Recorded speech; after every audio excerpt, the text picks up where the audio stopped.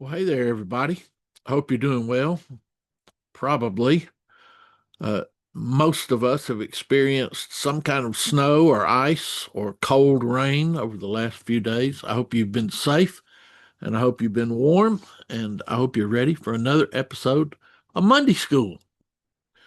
Here we are, Smyth and Helwys Formation Series Lesson Outline for Sunday, February the 1st. We're in a new unit, three lessons around tales of crime and punishment. And today we're looking at Adam and Eve, Genesis 3, verses 6, 8, and 14 through 21. The relationship between God and God's first created couple undergoes a seismic change in today's lesson. They have eaten the fruit from the tree of life, the forbidden fruit. And suddenly their relationship enters a new stage where they understand more about God, where they are trying to understand their relationship with God and with one another. Adam and Eve are now hiding from God, much like you and I sometimes hide from God. God comes through the garden as is God's custom, saying, "Where are you? Where are you?" God asks us that same question often. And God also asks them in their excuse laden response, "Who told you that you were naked?" Before they were naked, and it was totally normal.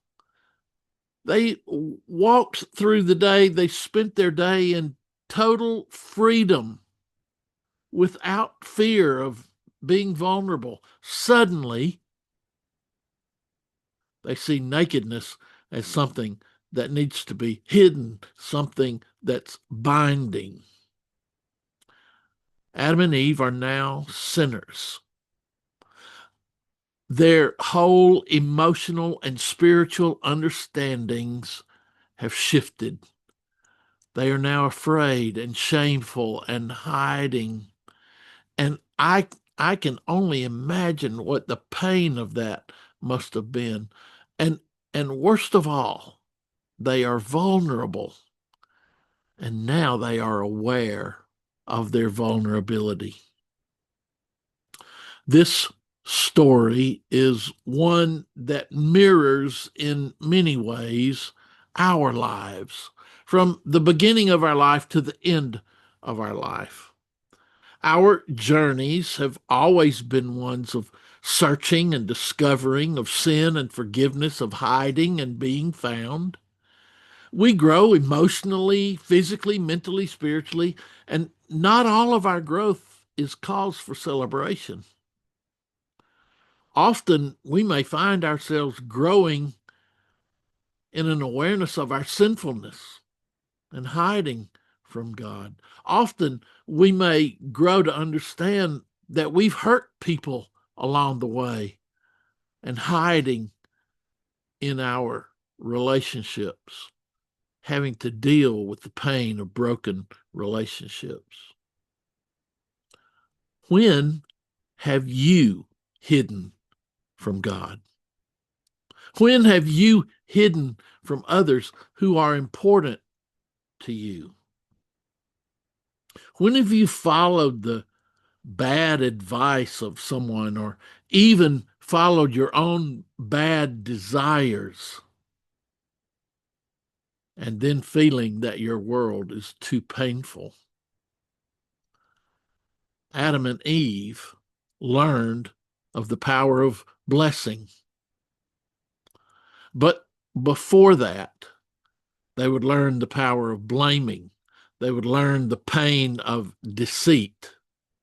They would learn that suddenly the game has changed and they're in a new relationship. with God. But God is still in the blessing business. While in a different relationship with God, God still loves them. God's desire for communion hasn't changed. God's love for them hasn't changed. God's hopes and dreams for them haven't changed. And God's love is always, always greater than sin. And for us today, while we know the power of blaming and the pain of deceit, we also know, we also know that God still loves us. We know that God still desires communion with us. We know that God's hopes and dreams for us are still as powerful as the day we were born. And we know that God's love is always, always greater than our sinfulness. We are vulnerable and we have doubts. False confidence and self-deception are dangerous. Pay attention to what you know. During an isolated and socially distanced culture, our insecurities can rise up and really make us feel alone, outnumbered, turned aside. Belief and staying faithful are huge tasks for us. And we are not God, nor are we God-like. So claim your humility. Stay away from arrogance and lean into God's amazing grace. All it takes is a mirror. 10 seconds in front of a looking glass, and I tell myself that I'm younger than I am, that I'm thinner than I am, that I'm more in control of my life than I am. All it takes is just a looking glass. These moments of self-deception only raise my anxieties, raise my insecurities, cause me to live the lie. I no longer am young.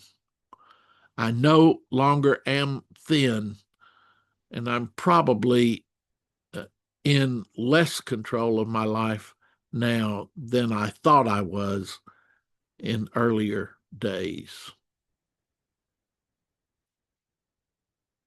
I am not isolated, but some days I think I am. And my arrogance sometimes steps in and takes the lead and tells me I am all things to all people and the best thing since sliced bread and running water. And I know that I'm not.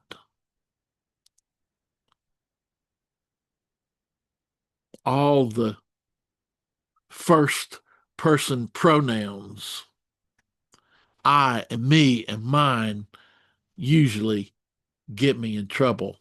And the Lord God saw what I had become, and it was not good. But God leads me to goodness. God hopes for me goodness. God desires for me communion, and that is good.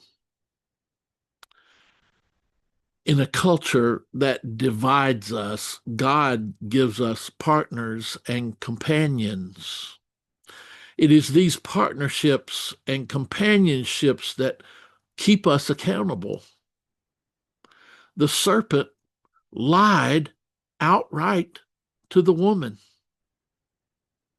Man and woman lied to God. Man nor woman checked out their information. They just perpetuated a lie, and suddenly they were naked and afraid and vulnerable. Healthy relationships push us to make sure the information that we're getting is reliable.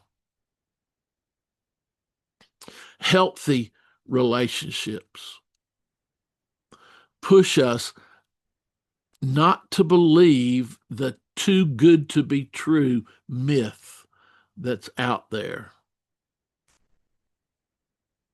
Perhaps the first couple should have had a little more conversation with God to explore this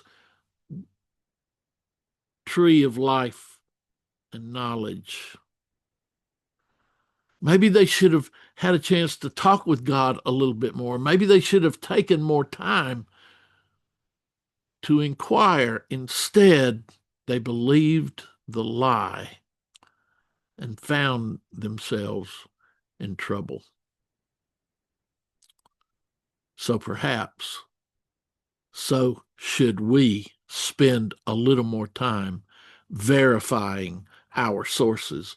Perhaps, so should we spend more time in prayer and fellowship with God. Perhaps, so should we pay attention. Now, understand this is not a lesson that puts the blame on Eve. I place blame squarely on all three of the actors in this drama. The serpent, the man, and the woman all are equally culpable here. If it sounds too good to be true, it probably is. And we should be paying better attention.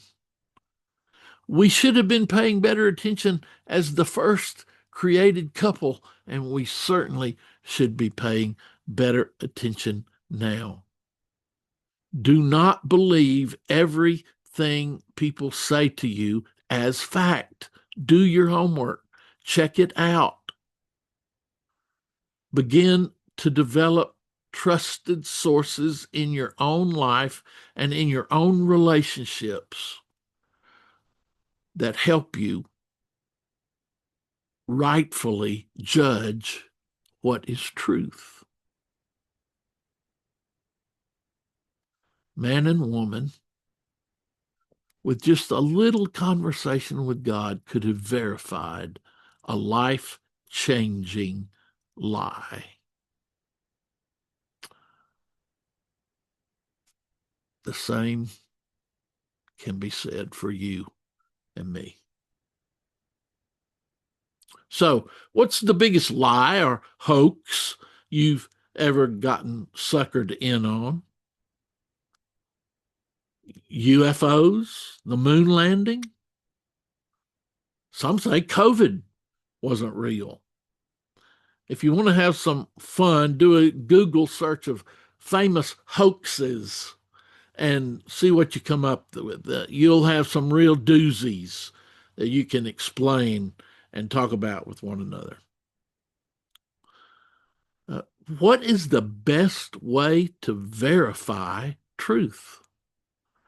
With all of the information that we have at our fingertips, do not take something that is said to be the greatest truth ever. Do not take that at face value. Do some digging. Do some digging and see what you can come up with. See what you can discover on your own. This evil snake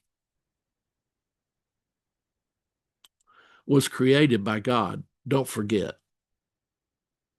And if God is the creator of this animal, then God is more powerful than this animal. If God created someone you're not happy with, remember God is more powerful than that person. If God is more powerful, you and I can rest easy about some of the corruption that might be going on around us.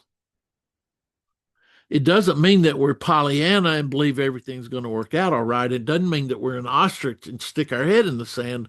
It just means that we are not taking what that person says as the only truth, and we're going to explore some on our own.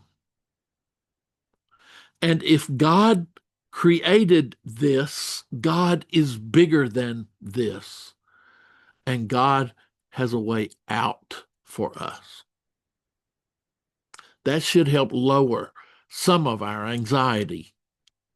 Should being the operative word. The message of the serpent: if it feels good, do it. God created you for all of this, so go and do it. Really not helpful. So, first man and first woman find themselves suddenly led by their own selfish desires, tricked by the deceit of evil,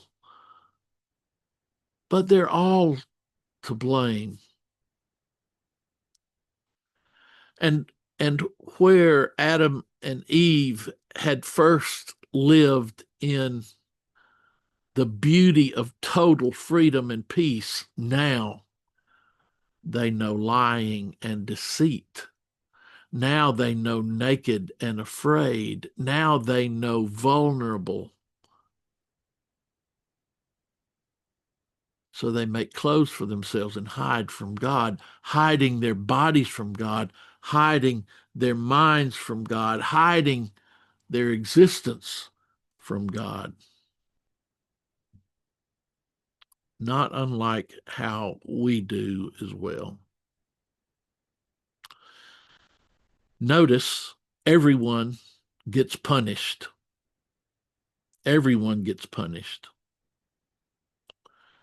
Humanity has a bad habit of crossing boundaries and disobeying God. Humanity has a bad habit of thinking, I can handle this by myself. I'm big enough. I'm mature enough. I'm smart enough. I'm spiritual enough. I can handle this. Mostly we can't, which is why we need each other.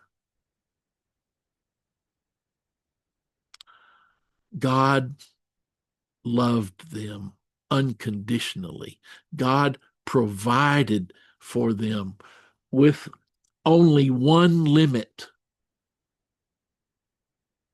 Paradise was indeed paradise, and the fellowship with God was complete joy. And suddenly there were consequences to their actions. And lest you be too quick to judge, we know these things too. So we have a choice to listen to God or to follow other voices. And even though God knows of the actions of Adam and Eve, God is still walking in the cool of the evening to have fellowship with them. And even though God knows our actions, God still seeks fellowship with us. God's love and God's grace do not disappear when we sin. The only one cursed in this story is the serpent.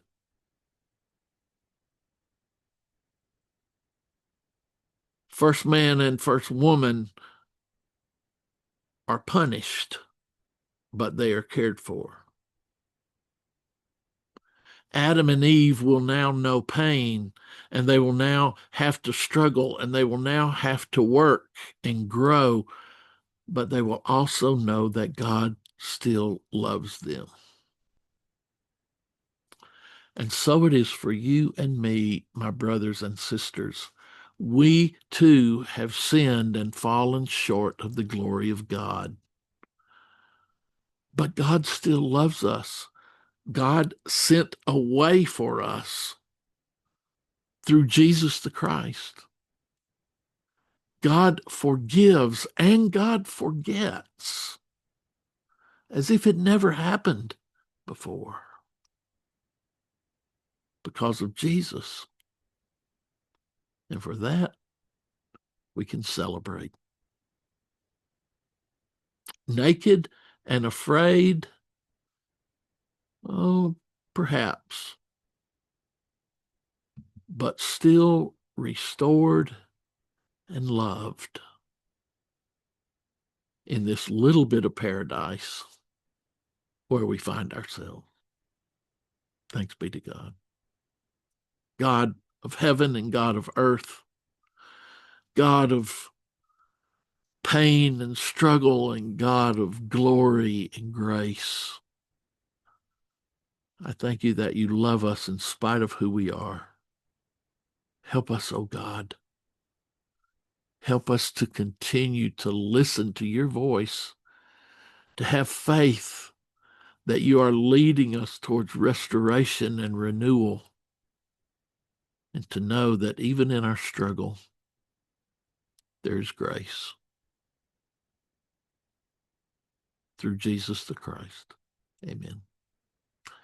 Well, wherever you find yourself, the Garden of Eden may look pretty good to you today. It's 17 degrees in Raleigh, North Carolina, as I share this with you. And it's freezing rain and accumulating ice on our roads. This is far from paradise for me, who yearns for Margaritaville. I hope wherever you find yourself, you're safe and you're having fun and you're with some people that you love.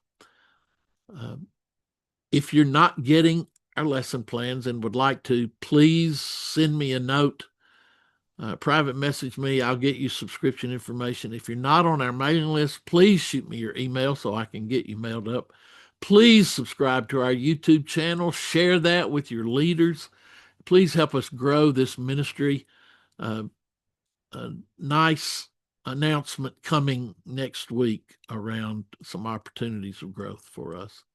And until I see you again, Bo and the Beard, Center for Christian Education, www.c4ce.org.